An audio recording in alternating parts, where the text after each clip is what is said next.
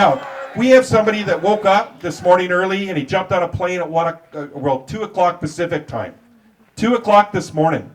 Thank you, Councillor Hellion, for picking him up too. I haven't done that. But I know you didn't pick him up in Timmins, but he left Timmins this morning and he came all the way across the country to meet with you, to bring his message. Now, Charlie Angus, I've served with Charlie Angus for the last 9 years in the House of Commons. And Courage is Charlie's middle name. I know you got another one, but it's Courage. It's Courage. This is a guy who cares. Someone who loves everyone. Stands up for all people, working people, miners in his community. So it's cool that he's in the heart of Vancouver Island, heart of the story of mining, and a tough story. We brought him to Ginger's grave earlier today so he could connect, with Ginger and Ginger's sacrifice. The sacrifices, the shoulders that we stand on today. And Charlie, what I saw Charlie do in the House of Commons, he led the way with Cindy Blackstock in standing up for Indigenous children. Standing up for Indigenous children. Vulnerable Indigenous children that weren't getting access to basic healthcare and education. The injustice that was taking place. And no one fought harder in the history of this country for Indigenous children than Charlie Angus.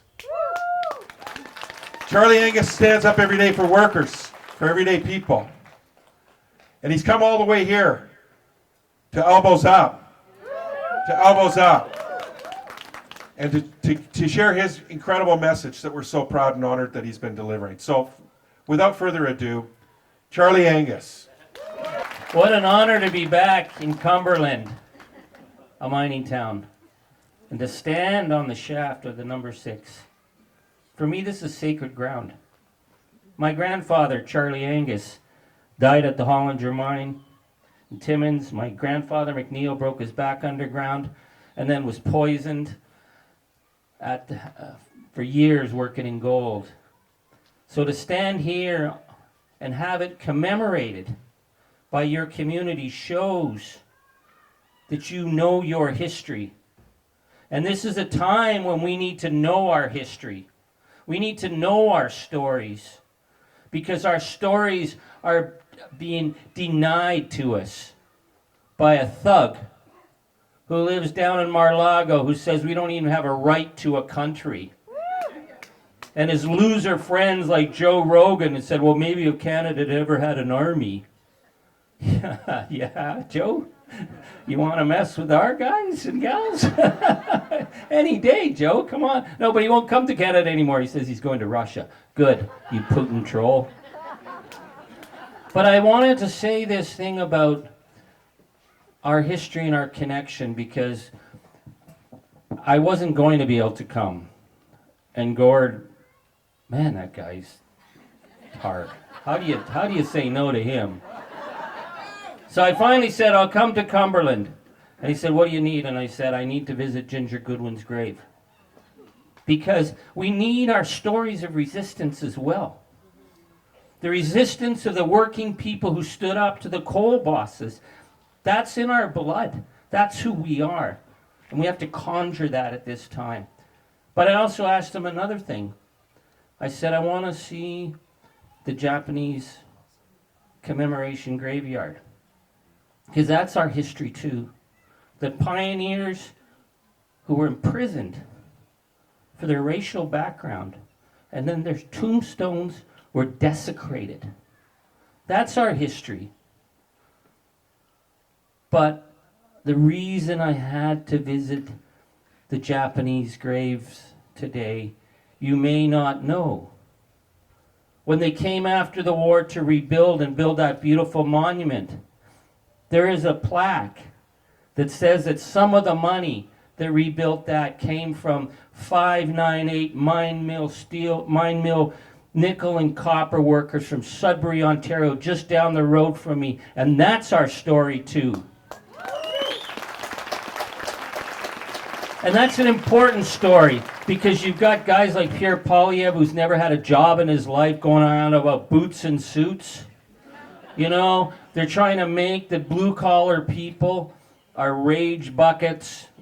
They don't want foreigners, you know, they just want their big truck, and this false image that to be, you know, a blue-collar worker means that you don't have empathy. And I think of what it must have been like at Falconbridge Mine and at the smelter in Sudbury when they came up to those men and said, "We ask you to donate to fix a broken Japanese graveyard on Vancouver Island, 2,000 kilometers away." And those miners said yes. Because that's who we are as a nation. That's our story of togetherness. And we can't let the haters tell us that we're broken and divided. We aren't. Because when push comes to shove, Canada is a nation that stands up. That is really an important thing to understand.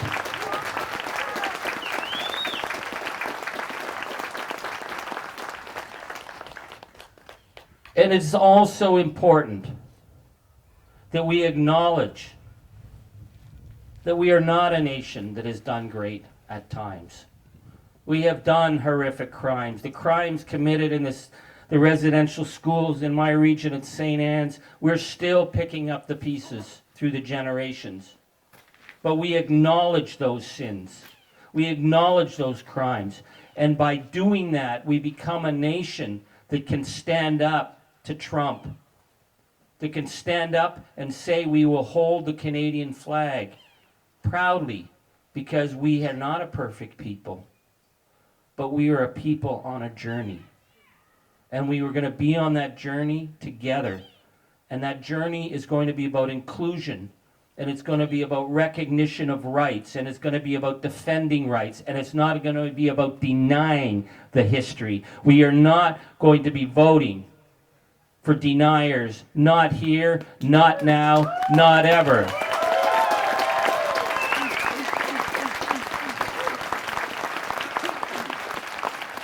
And this is why I had to come to Vancouver Island. Because as Gord says, this is MAGA's pathway to winning.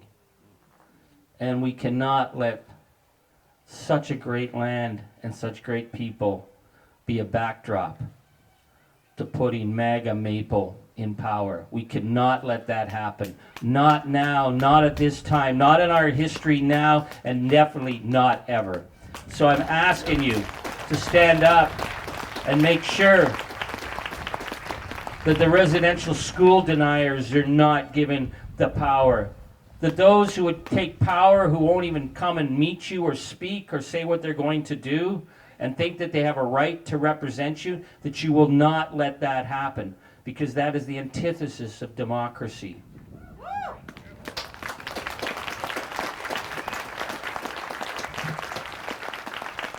You know, people keep saying to me how reassuring it is that I've been speaking up. And I want to say that the morning after the Trump election, I decided to stay in bed. It was like a really bad hangover. And I'd gone to bed early because I didn't want to see the results, because I knew how it was going to go down. And I was in Ottawa. And at 8:30 in the morning, my wife called me and she said, "You haven't posted on Facebook yet." And I said, "Nope." She said, "Why not?" And I said, "I don't know what to say." And she said to me, "I don't care what you say, you speak. Because other people don't know what to say. They need to hear you speak. So you speak." So I spoke. And I don't even know what I said in that first post, but people immediately reached out because other people were afraid and they needed to know that we weren't alone. And in the days to come, more and more and more people began to reach out to me. And I'm not going to lie to you. I'm not going to say we're going to get through this and it's going to be great. There are going to be tough days ahead. We don't know what we're facing.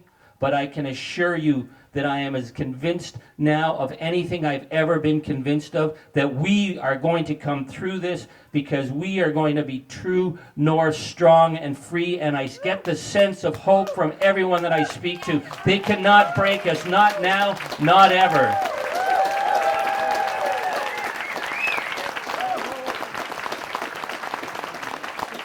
Because it's conjured up something in us that we had let lie dormant. I'll tell you what I was afraid of. What I was afraid of way more than Donald Trump was that we were sleepwalking to disaster. For the last 3 years, I have lived with this dread of us sleepwalking. That we were disconnected from one another, that we came out of COVID and we were cranky, and we heard that relentless beating of the MAGA maple drum. Canada is broken, Canada is broken, Canada is broken, and I knew we weren't broken. There's a Canada, exactly, but there's a Canada that lives in my mind that I knew, that I traveled, and I knew communities like this existed. I remember being here and thinking, but they're good people, we're not broken. But we were sleepwalking.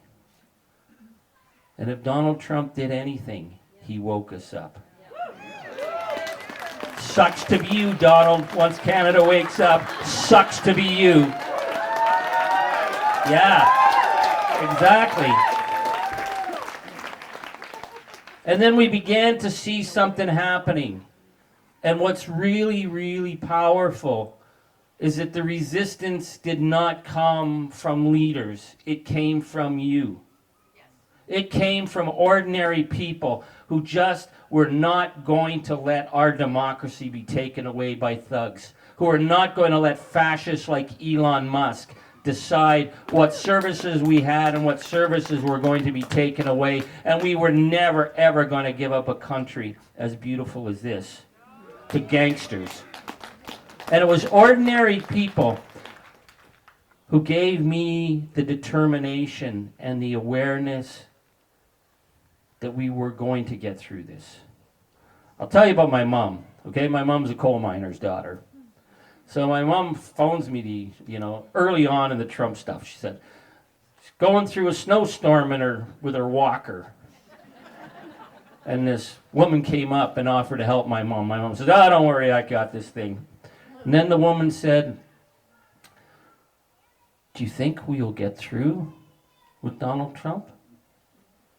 And my mom said to her, "I'll eat root vegetables. I don't need any of their damn asparagus. I'll eat root vegetables. We've been through this before. We'll get through this again." And I get that not just from people like my mom. I get this from all kinds of people. This is the Canadian way. It's the Juno Beach gene. We don't stop until the job is done. If there was a crappy job in the war, they gave it to Canadians all the time. And Canadians got the job done. We come from a long line of fascist fighters, right? And we're going to fight the fascists today. We are never, ever, ever, ever, ever going to give ground to fascists. And that's what this election's about. We need our people here in Ottawa standing up on these issues. I just want to tell you a couple of other things that I saw. I went to the NATO meeting recently because I really wanted to be reassured, just like you want to be reassured. So I asked if I could be on the government delegation to go to Brussels, because I was sure, that Germany would say, "Whoa, Donald, you can't threaten a NATO ally." I was sure France would do something. I was kind of hoping the UK would. I mean, God, weren't we there on September 4th, 1939, helping out the UK? We were there, yeah, we were there. Damn right we were there. And they were all tiptoeing around MAGA. And these ugly, nasty Republicans were lording over, even as they were selling Ukraine down the river while we were meeting in Brussels, and they were selling up President Zelensky. And this European NATO guy got up to sort of placate the Americans. And he said, "Well, Canada has to start carrying their weight." and there was polite pause. So these things are very formal, right? I got up.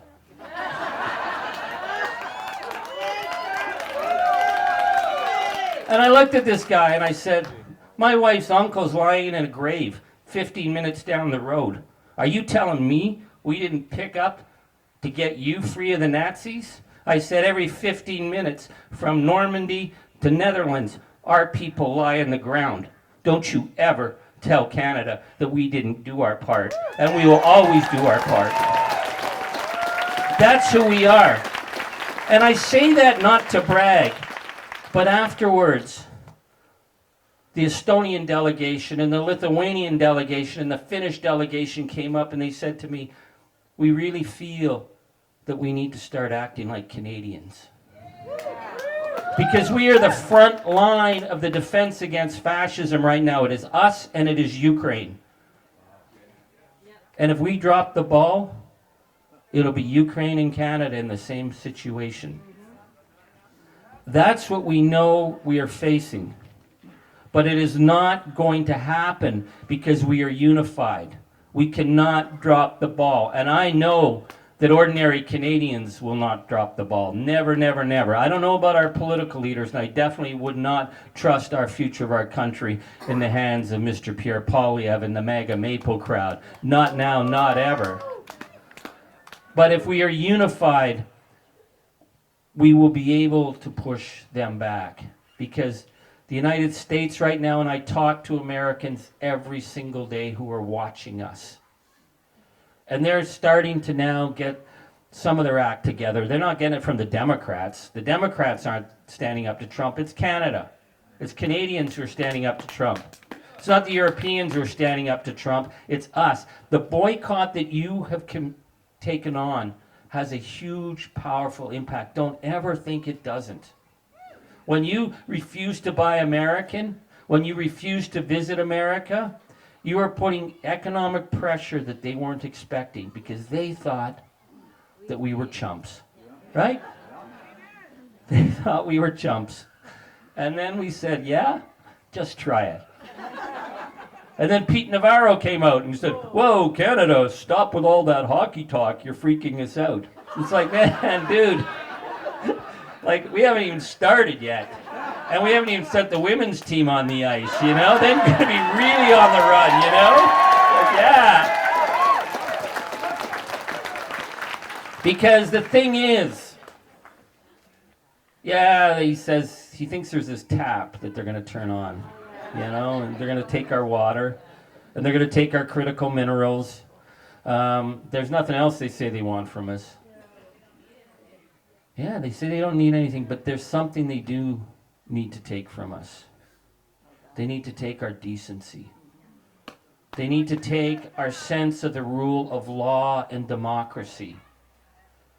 Because having a nation run by a pack of incel white men, they're freaked out by us. Right? They're freaked out. I mean, what are their terms that they're so terrified of being woke? Like what? They woke up one morning and it was a terrible thing. Yeah, well, if I was you, Donald Trump, and I woke up and I was in your skin, I think being woke would be pretty bad too. I'd try and sleep as long as I could, you know? And then they're freaked out by being Antifa, right? That was their last thing. Well, yeah, damn right. We're anti-fascists, yeah? My uncles kicked Nazi ass all over Europe. We'd do it again if we had to. So yeah, we're Antifa. And DEI. You know, they're so freaked out about this. I was actually talking to someone in my region who puts on this huge youth empowerment event for all of North America. And they have to change all the language because they can't make it look like it's inclusive. In Canada, because they're going to lose American funding. You know, a country that took Jackie Robinson's picture off the Pentagon, that took the Navajo Code Talker story off their Pentagon page. Shame indeed. They wouldn't recognize Ira Hayes, one of the most famous Indigenous war heroes of all time who raised the American flag at Iwo Jima. What did he get for that? He got a life of abuse, and they took his picture down because only white men can do this? That's who they're representing now. They're cowards. And so when they see DEI, again, I'm like, what's DEI? I know the American Republicans are all into DUI, but DEI, and it's like diversity, equity, inclusion. Well, damn right.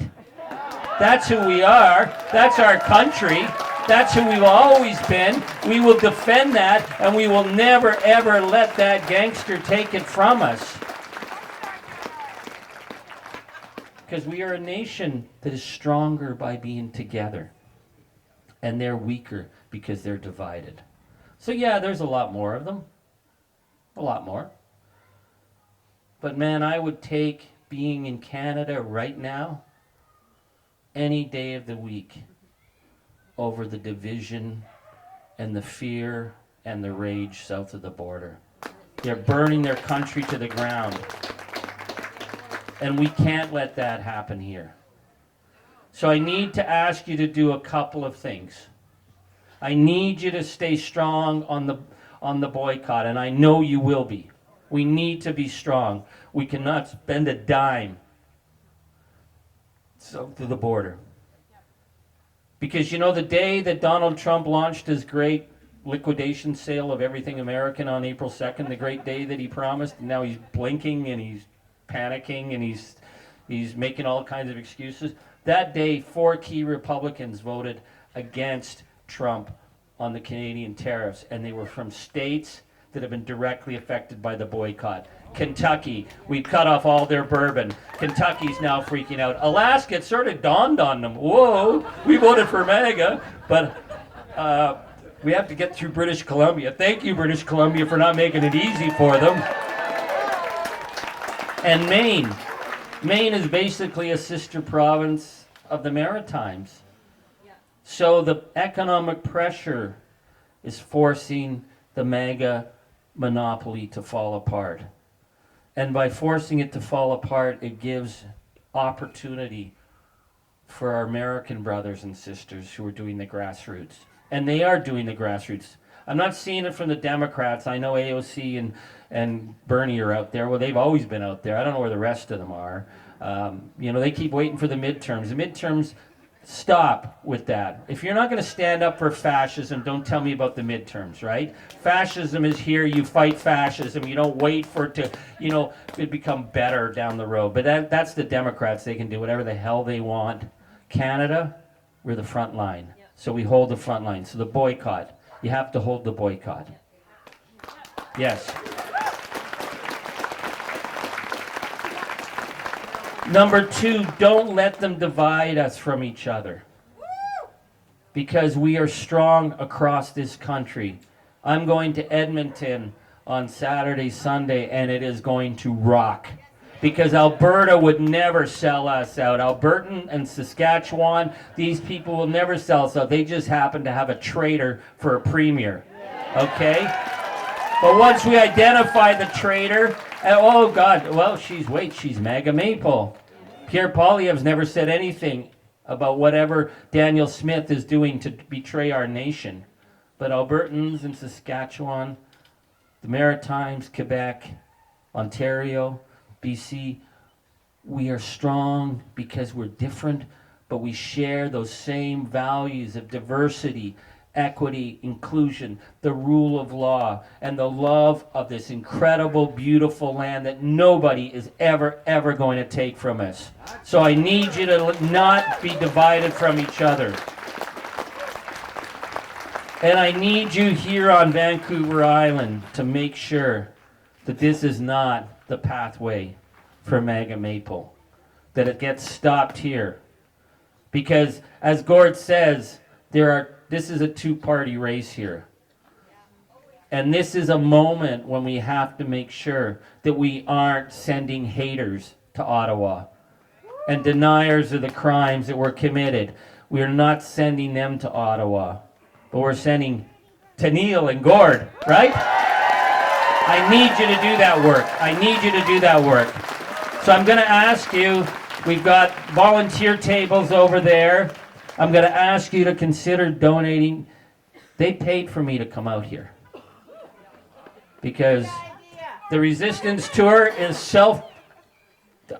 we don't know where the money comes from, but we're making all kinds of promises to come see you. Gord said, if you come here, I'll fly you here. So yes, I think it was 1 a.m. Pacific time that I got up, and it was minus 20 when I left. But I got here because this is important, because this is the front line. We're the front line, and we're going to hold the line. That's who we are. We're strong, and we're decent, and it's freaking them out. And the rest of the world is watching. I get messages every single day from all over the world through the work I'm doing with Charlie Angus Substack, The Resistance. I hope you read it every morning. Midas Touch, we're on that. Midas Touch has been great with us. We're getting messages from around the world that they're watching Canada as a symbol of democracy in an age of darkness. This is the age of darkness that we're in. This is the age of fascism, but we keep kicking at that darkness until it bleeds daylight. That's our job. That's what I need you to do, right? So it's going to be elbows up all the time, because we are true, we are north, we are strong, and we will always be free. Thank you, Miigwech. Elbows up.